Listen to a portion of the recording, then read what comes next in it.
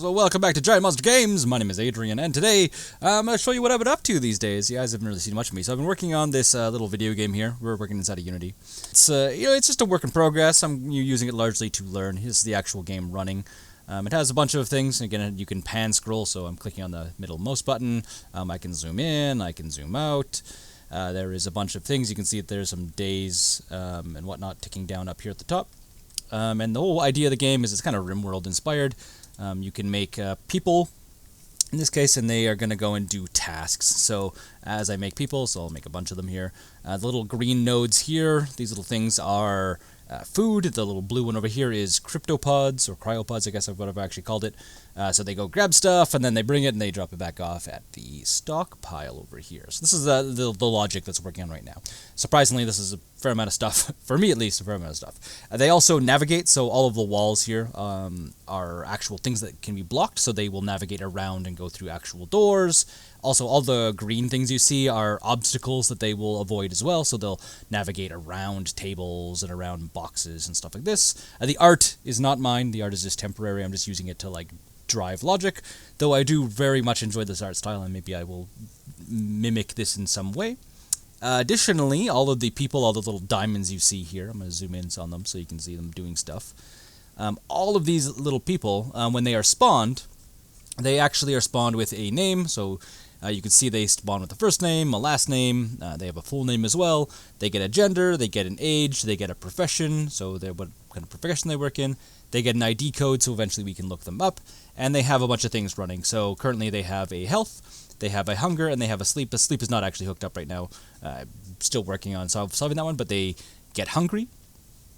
Once they reach 0 hunger, currently, they just eat it automatically. They just assume they have food and they eat it.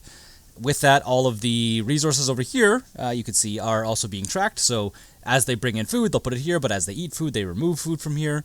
You can see also your cryopods are expanding. And then we have another passive resource in the game right now called oxygen. The idea of the game, by the way, I didn't even mention what the idea of the game is essentially they're on a spaceship traveling to some planet, whatever, and the spaceship depowers itself. Or the engines that propel for like faster than light travel depowers itself. So now they are going to have to find out how to survive and get back, going to where they're trying to go. So there's the things that you would expect. So there's food they need to be producing, and then oxygen that they'll be breathing. So they'll have to find a way of producing more oxygen, so on and so forth. So that's kind of the idea currently. Additionally, as I was saying, that there's cryopods. The idea as well is that like it's a bunch of people and they're in cryo sleep, so they can like wake people up. Obviously, the way it is set up right now, where they go and fetch cryopods from this thing endlessly, is not actually how it would actually be. But yeah, that's the way it works.